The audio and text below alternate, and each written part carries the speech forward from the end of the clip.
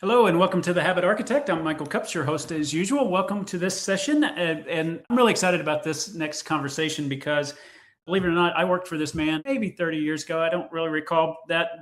We worked at two different companies. We did great together, and the things he taught me, I still use today. So I'm excited to share some of those and what he's done since then, because that was a long time ago. Anyway, Ken is going to join us. But before I get to that, be sure to go to timebandit.io, access the web-based priority matrix. It's based on the Eisenhower matrix. But what I'm finding in a lot of conversations these days, people have AI options, they have ideas all the time. And until you put it in a priority matrix and understand which ones you should focus on, it's all just noise. So do get the web app and go to timebandit.io, where you can also find this podcast and listen to other previous episodes. So let's get to the episode. So Ken Powell is going to join me here in just a minute. He's the founder of Sales Method, and he just wrote his first book. It's called Raise the Bar, Step Up. And behind the scenes, you'll see that we talk a lot about athletes and salespeople and the similarities to that, habits of great sales athletes. He's spent a career helping people, companies, as well as individual sales reps like me or sales leaders like me, figure out the right way to approach the business, not just a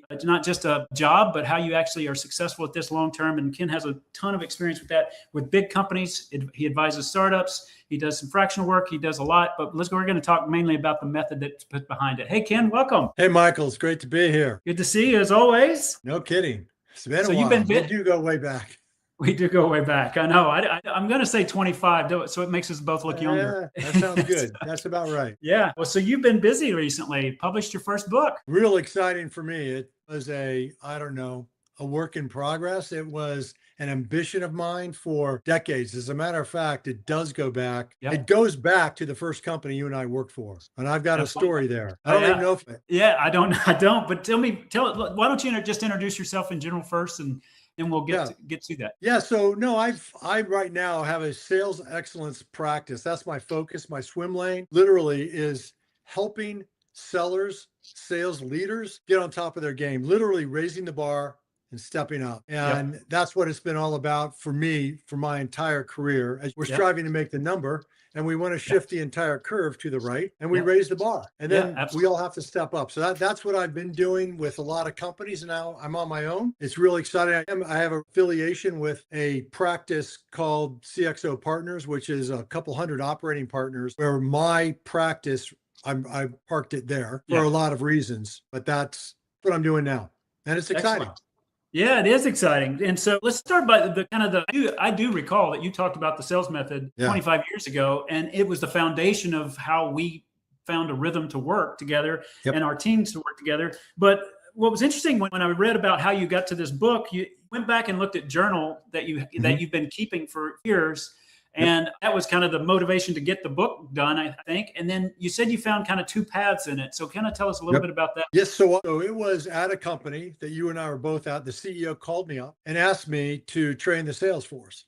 And I said, I'm not a trainer. I'm not going to do anything special. And he said, no, you guys are. And you were part of my team. Yeah. He said, we could take your forecast to the bank, and you have the lowest discount across the globe. Whatever you guys are doing, I want everybody else to do it. Yep. And so I grabbed that journal for the first time during that year, and I sat in my office and I looked at it because I had gone to the bookstores and looked at the self-help books on sales, and they were all like, be like me and you two will be great. Yeah. And I'm like, no, that's not at all what we're doing here. Yeah. So I looked at the journal and I had written things over and over. It's very funny. Year 1 to year 10, you would find I'd repeated certain things 5 or 6 times. And I realized they were habits. They weren't style and technique. So I broke it into 2 columns. And this was after I read it. Said these fall into style and technique. These were just cool things that people said or did or postures they took. And I threw that in the style and technique column. Yeah. And then I said these things that I repeated over and over were habits. These were what great sellers did every day. These are the things they did when no one was looking. These were the things that they did because that's what made them great. And that I realized was the secret. So I focused this whole education, and I don't like training. I like education, because if you think of the sports metaphor, and that's why the athlete thing is there, I was a big soccer player, was you learn the game, you're educated on it, you train, and then you have a coach for your position. All right. Yep. You have a coach for the team. And the whole idea is what? You're raising the bar. And I had aspirations. I was motivated. I wanted to play for the US national team, for the Olympics. And that was my aspiration. But I would never get there if not every day I was doing what? I was raising that bar. And that became, I looked at it, I said, these are disciplines, but these people made them habits. So I took it the order. I said, the disciplines were things about, I like to say, is eat right, exercise, get enough sleep, go to bed. And those are disciplines. But when you do them enough, they became habits. And what I saw was the great sellers, it was all about habits. So that's why I focused on that. And that's how it all started. Yeah. And what's interesting about that, the way you said the two columns, the style is interesting because that seems to be the one that gets the attention. If you just have a better pitch deck, if you just have a better demo, you're going to win more business. And that couldn't be farther from the truth. Yeah, sometimes you need a better demo and you need a good pitch deck, but it's the discipline in getting to that pitch or that demo, the things you do between those conversations that matter more, I think. Was a curve to the right. It's not about the cool technique and style, because that's lost. I mean, your personality is built on you, your experiences, who you are, all these things that I can't replicate you. You can't replicate me. But I can take a look at what Michael does when he wakes up in the morning and that routine and the thing that make him great. Say, I can do that. I ran a marathon. I ran 2 of them actually. And I'm not a runner at all. I hate running. I had motivation to run the Boston Marathon. So I said, what do I need to do to be able to run it? To not walk. See, my aspirations weren't winning. It was running the marathon and not walking.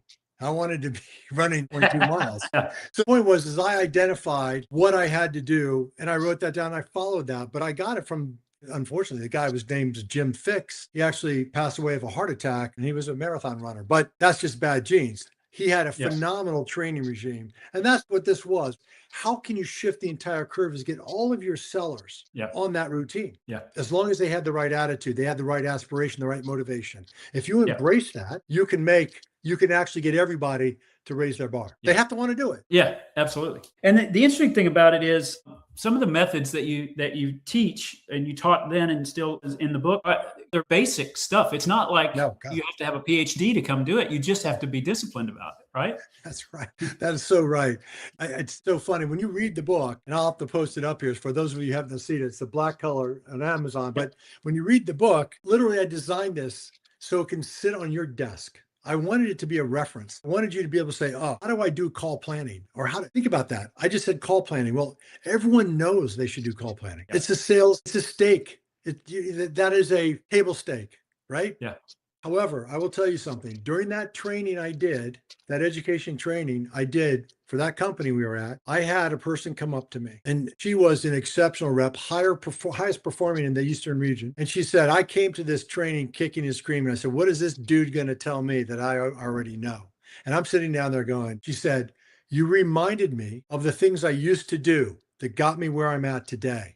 And thank you, because I'm going to go back to doing them. Yeah. And she called out, believe it or not, call planning. She was like, I'm flying by the seat of my pants, man. I'm really good at it. Yeah. So anyway, you're right. What's interesting about that, Ken, is I don't remember which company it was. It was a relatively young company in the sense of maturity and where they were in their stages. I think maybe stage B or even A. I don't remember. And when I got there, I just started doing call planning. And technical salespeople and the salespeople were like, "What are we doing?" I said, we're going to do a 30-minute prep call before we even talk to the customer. And they were like, why are we doing this? And over time, after you do it a few times, they're going, oh yeah, we were better prepared when we walked in there. But it was something they didn't even know. So I want to put that back. When you go in and help a team or a leader, what is the number one mistake you see that just is like every time this is going to happen? Well, there are quite a few. So you think of symptoms. Yeah. For instance, my people can't forecast. That's not a problem. That's a symptom of other things, foundational breaks. And so I'll nod and say, okay, they can't forecast it, but they're great salespeople. They really know the technology. They really know this. They really know that. They know the industry. They know how to position it. So we actually go through and try and diagnose what the root cause is using the 5 Why 6 Sigma technique. So why do you think that? Why is your forecast? And you'll come back to what this book, I wrote this one on purpose because it focuses on those literally the 7 foundational habits. You rock these 7, you're done. Your forecast will be accurate. So it's not just one thing. Call planning, yes, but I'm going to throw in qualifying. But I got confused when I started looking at things like MetaPick. I'm going, too many letters, man. So Yes. I took IBM's 1960 band, Yep. budget, authority, need, timing. I said, that one I can remember, but how do we make sure it's relevant today? It's really good, by the way. So I Yeah. did what's called modern band. It's in the book. So Yeah. it covers I saw that. everything. I tested it against nothing against Metapic, by the way. I think it's Yeah. great. All Yeah. it did is that take modern band and it broke it into a lot more letters you can't remember. Yep. So the point is qualifying around budget and around authority, around Yep. timing, around the needs. But we expand it. It's not the need that you respond to. It's the pain, it's the fear, it's the gain. Yep. And the people will tell you what they think they need. So all of these things you boil down and you realize it's not that hard. What is hard are the disciplines, and even harder is to make those disciplines habits. And that's Yeah. what this is all about. So I'll focus on all 7. And if you lock those in, you're well on your way. Yeah. You're well on And your way. So it's not just one. Yeah, exactly. It's not just one, the call planning. I mean, imminent events and close planning and all those things are part of your method that have to happen to forecast accurately. But forecast accurate also means that you're hitting the number you call, which that's what the companies need these days. I mean, That's the right. variability in that is just a death sentence, to especially smaller tech companies, right? Oh, So wrote the book. I think you're thinking about writing others. I don't want to put you on the line here to What would be the next one? So as my career progressed, I did go to a company, I don't mind mentioning, I went to SAP and I was there to run their global accounts. And what we found was, and you could imagine this with a big enterprise suite like they had. And if you're familiar with big enterprise apps, whether it be Oracle or SAP, there was always the massive buy consumption that went over budget, over time. And CIOs a lot of times didn't survive that implementation. It was a disaster. And so we realized, I looked at this global accounts group and they were just basically working to help the customer eat what they purchased. And there was they weren't expanding, let's say, share of wallet, or they weren't expanding within the account. They were basically project managing. Yeah. And we went through, and the mission I was given was, we don't know, we're spending a lot of money on this group, global accounts group. Don't know if it's profitable. Don't know if it's good money spent. But my gut instincts, this was my boss's boss telling me this. My instinct says this is the right thing to do. I want you to go do the research, find out if it's profitable. And if it is something we should be doing, codify it. Yeah. Like, ooh, that's a big word.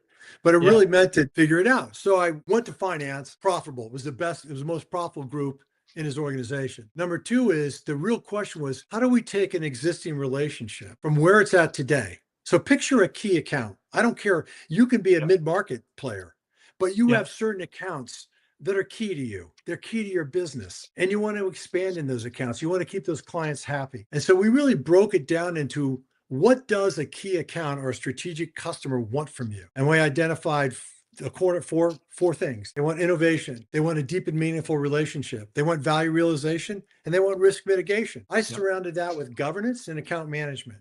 That was the foundational model of this next book, which is account planning and account management. I've had clients, so certain industries, Michael, where, I was in oil and gas for a period of time. Worked for Halliburton. They had a software company they acquired. I was doing, when I left, about 800 million. 50% of that revenue, these are rough numbers, were tied up, were delivered from 10 accounts. Picture this. Yeah. The next 5% came from 100 accounts. So 95% of my revenue came from 100 accounts. Yep. And then there was this long tail. So the TAM was only about 2,000 potential buyers. So then I had this 5%. I said, what? We can't afford to sell to them, but we'll let them buy from us. But we can't afford to lose any of these accounts, especially those top 10. Some of these, they were doing big numbers, tens and tens and tens of millions a year. Yeah. Tell me how you make up a $40 million account if you lose it. Yeah, you don't. You can't. And so this became global account planning, key account planning, but not just the planning. How do you manage it? That's book 2. And by the way, it's with the publisher now. It's been edited. It's with the publisher. I'm going back and forth with them on certain aspects of it. I intend for that to be available, let's say, end of September, early October. That's awesome. And what's interesting about that, especially in this day and age, where software companies in particular are seeing a churn rate rise, right? And they're not selling to their existing customers, and they're losing customers. And that combination of NRR is the death sentence for a young company. And so just paying attention to your customers. I was talking to somebody this morning, and she said, if we just pay attention to our customers, we're going to be okay. But people forget that. They want the glamour of landing that new logo, which, don't get me wrong, are important, but don't walk by your customer to get to that new logo, right? Hey, you also said something that I try to define. I don't allow you you can't say to me, we need to pay attention to our customers. Because I'm saying, what does that mean? The reason these books are written is because I felt we gave lip service to a lot of these ambitions. Like you just said something super important.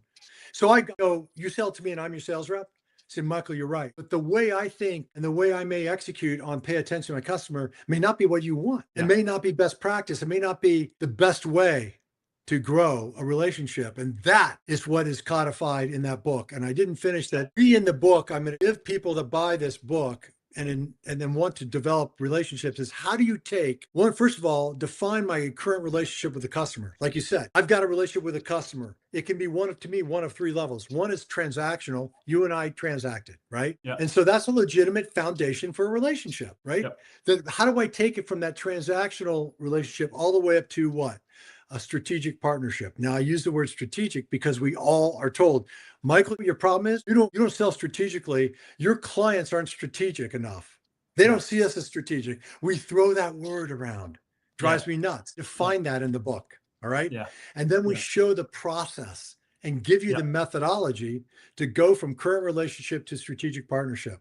It's all built. I'm real excited because nothing like this I've ever seen exists. Yeah. And it's built on the foundation in the current book, Raising the Bar. So let's go back to that for a minute, because I think and we talked about it a little bit before we started this podcast, but there's this notion of sales leadership out there that is, if I can just get my reps motivated, they're going to do better. And I've always thought when I teach about Time Bandit and habits, motivation is a waning thing, right? You can't sustain motivation. You have to have something else kick in there. And so in your sales method, I think that's what you're teaching, is that here are the habits, and it goes past motivation. Do you care to share a little bit about that? Yeah, it's funny. I think about motivation, and I talked about being motivated to, let's say, get in shape. There's a lot of it. It's aspirational. There's nothing. And by the way, I'm going to give you 4 words that I looked for when I interviewed people. It was fire, passion, desire, and drive. I'm looking for that in an individual, because I'm saying that I'm going to teach you everything. You're bringing really nothing to the table other than intellectual curiosity, and then the fire, passion, desire, and drive. If I think you're good enough to make it, we're going to give you that foundation. And I think about motivation. That is what it is. Fire is passion. It's desire, and I'm driven, and I like that. How do you go from being motivated? So if you think about sales motivational tools, spiffs, just things that I'm throwing money at it. Think about sales motivational tools, spiffs, just things that I'm throwing money at it. I've done contests. I've given away Rolex watches before. Yep. And I will tell you, I don't believe when I did that. And heck, I think you were around one of the times I did that. Yeah. I don't believe that motivated anybody. Yeah. I mean, I had people that tried to sell them afterwards, but I had them engraved on purpose because I didn't want you to pawn it for cash. Yeah. But my point is that motivation is funny. It's a funny word. I want you motivated. But here's the good news. I'm going to teach you how to execute on that motivation. How do you take that motivation and that spirit you have and execute to the reward you're looking for? You can be motivated for a lot of different things and never get there. Right. I'm always looking for the path, right? And hopefully we can make the journey a lot of fun as well. But it's got its place. But let me tell you something. These disciplines and these habits are the execution component. And that's what I'm focused on, is execution. When you correlate that to the athletic world, I mean, you think about Nolan Ryan.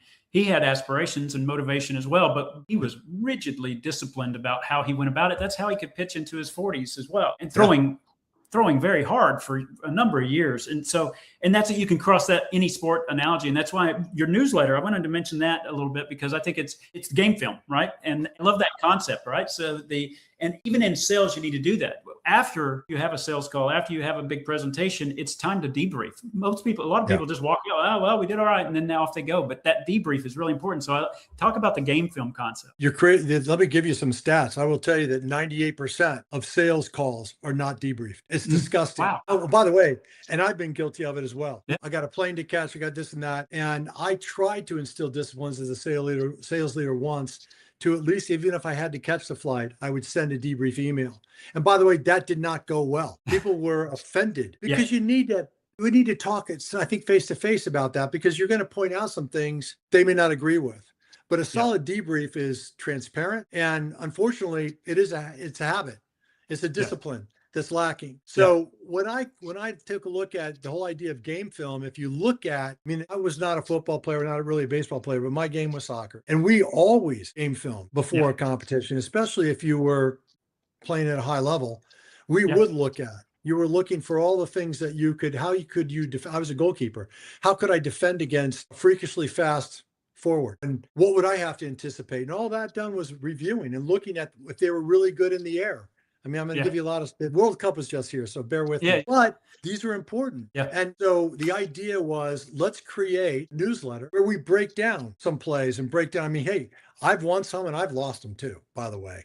And I have no problem, especially this place in my career, to share with lessons learned. And that's what the whole idea of game film is all about, and how they play into these foundational habits we're talking about of great sales athletes that have the motivation and aspiration to become great.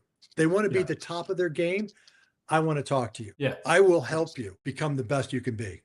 Yeah, absolutely. And so two more big questions, and we'll talk about some of the subtleties in there. But these days, people are misplacing or misunderstanding the role of technology, I think. And you knew Tom Siebel. For those that don't know Siebel, it was the major CRM system for a while. But with AI, with CRMs, I mean, people are trying to out technology their competitors, and I think sometimes they're missed the plot. Now, I do think technology can help in certain areas, but if it's the only thing, it seems to be missing really badly, because now you hear all these, I mean, it's just crushing outreach. It's just slop everywhere. So what's your thought on technology relative to being your best athlete? Yeah. So if you think about what you just said on the technology thing, and you can continue on with the athlete metaphor. And by the way, for those of you that didn't play sports, it's okay. This is same with if you're a dance, if you're playing chess, this is all applicable. Sports metaphors are real easy, but technology, even look at the sports and the athletes in recovery, the technology is there. But what happens is, we're going to get back to, I'm going to use the word, the disciplines of actually showing up. Technology is not the answer. We're definitely over tech. We're over tool for sure, and over scripted. What's lacking is these fundamental disciplines. And by the way, it's not the fault of the seller today. This is the most, I'm going to say, underinvested part of the most important aspect of any company. Now you could say, well, it's a multi-billion, it's a $4 or $5 billion business out there, extremely fragmented. And the way training is delivered today is flawed, massively flawed. And so when I took a look at technology, I asked a question. Trust me, as a CRO, I was an investor. I've got a ton of stories on technology stories. But my opinion and my point of view, and hasn't changed at all since I first bought my first CRM, how does this technology make me a better seller? Now I'm going to give you a very seller-centric point of view. And it also goes through the way I see the world, which may or may not, people may not agree with. But I made sure when I delivered any CRM, it was something that you as a seller actually wanted to use. And if you thought it was a pain, I wouldn't do it. And so the technology had to say, is this going to make Michael, will this make Ken a better seller, better at what he's doing? Will it help raise his bar and step up? And the answer is it can. If it's developed and designed and rolled out correctly. Trust me, I've seen a CRM, especially at the larger companies I've been in, that had 1,000 fields, pick lists. And I'm going, wait, I only need 7. I need 10. They were, I mean, blame it on marketing, blame it on product. Everyone wanted to tag something. And I finally said, no, I actually hid thousands of fields. If I had to share a CRM with a lot of different divisions. Anyway, a lot of story. If people are confused, pick up the phone. We can talk about it. Yeah, exactly. Well, and I think that's the point, is that core message there. If it's not helping a seller sell, then let's stop doing that. Right. So that's just a simple litmus test there. So the next question I wanted to talk about is really kind of this concept of the sales system versus the sales team, because you and I've seen it tons. So a new sales leader comes in and says, well, I'll just change the team over and everything will be all right. Or maybe not a new sales leader, the same sales leader that hired that previous sales team is now saying, well, they're not good enough, I'm going to hire more. And let's talk a little bit about that, because that's a treadmill right there. And it's more about the system. No, it is. It is. I mean, I've been brought in many places, and a lot of times when you're bringing in someone like me, something smells and something's broken. I would say, what kind of cape do you need? What's Superman? Is it Batman? What miracle needs to be worked here? And it's not the people. I mean, I can't name the companies, but I went in, they were good people. They were, I would just say, let's say misled. I won't say misled, but mismanaged. And they weren't led. And so what the secret sauce I found was, this is not rocket science. We can distill down these fundamental disciplines and get everyone to sign up one piece at a time. I'll tell you, there was one company I was with where they really didn't even believe in the product. They believed that the competition had passed them by. They believed that they had been asleep at the wheel, and yet they had been there for 15 years. I'm like, well, why didn't you leave? Anyway, Yes. these things go in the back of your head as a new sales leader. Well, tell me, when you actually take the time, and this is more people oriented, you take the time to get to know what their aspirations are, their motivations, where they want to go, why, and how they want to get there. And then do they understand the products and getting their opinions? You're going to find out what category they fit. Are they on the dock, or are they on the boat, or are they trying to straddle? The story there. Yeah. So what you do is you come out and say, hey, this is where we're going as a sales leader. This is why we're going to go here, and this is how we're going to get there. And there's no standing on the dock.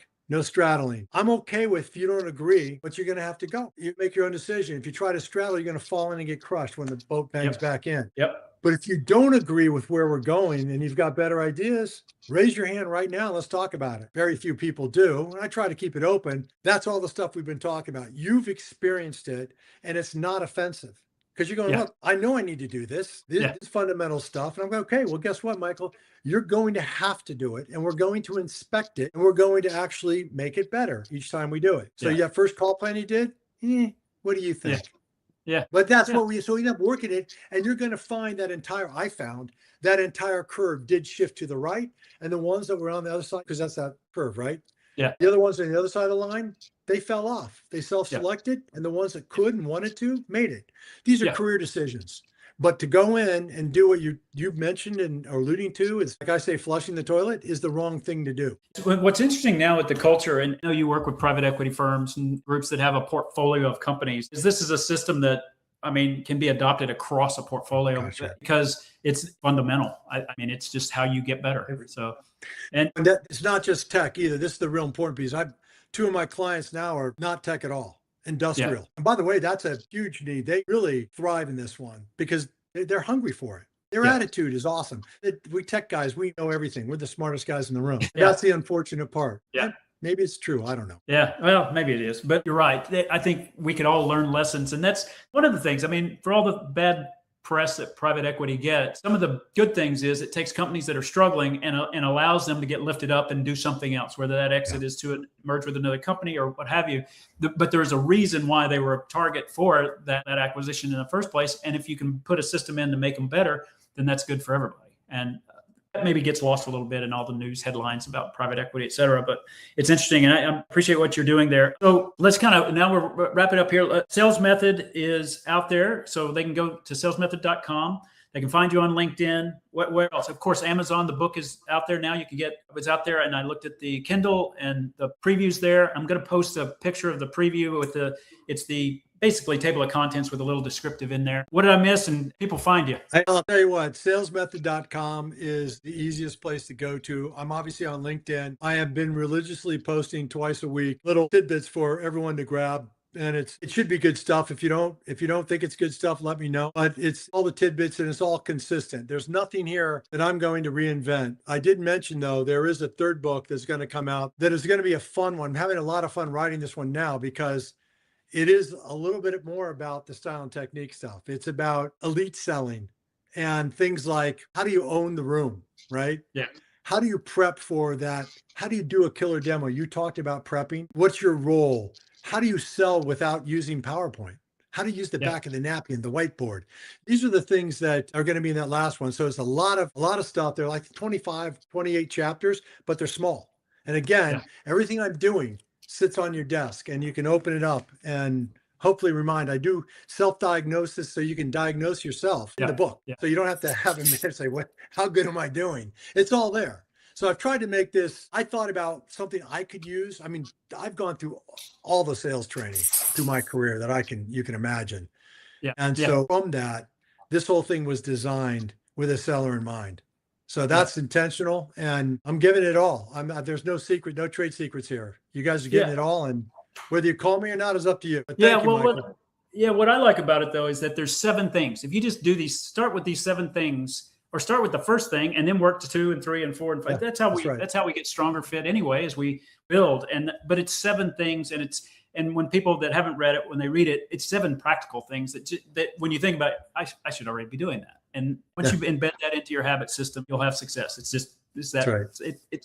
I'm going to say it's that simple. It is follow the playbook, basically. That's right. Yeah. No, Yeah, great to see you again, Ken. Thanks for doing this, and thanks for putting this out there. I mean, it's what's fun for me is the full circle, because I remember when salesmethod.com, you bought the URL even, so that's right. You were there. Yeah, you were there. And you've been carrying it for a while, so there you go. Carried it for a long time. That's Finally awesome. came to life. That's great. Yeah, that's awesome. Thank you so much for being here. Thank you everybody for tuning in, and we'll see you next week. Thanks, Ken. My pleasure. Thank you.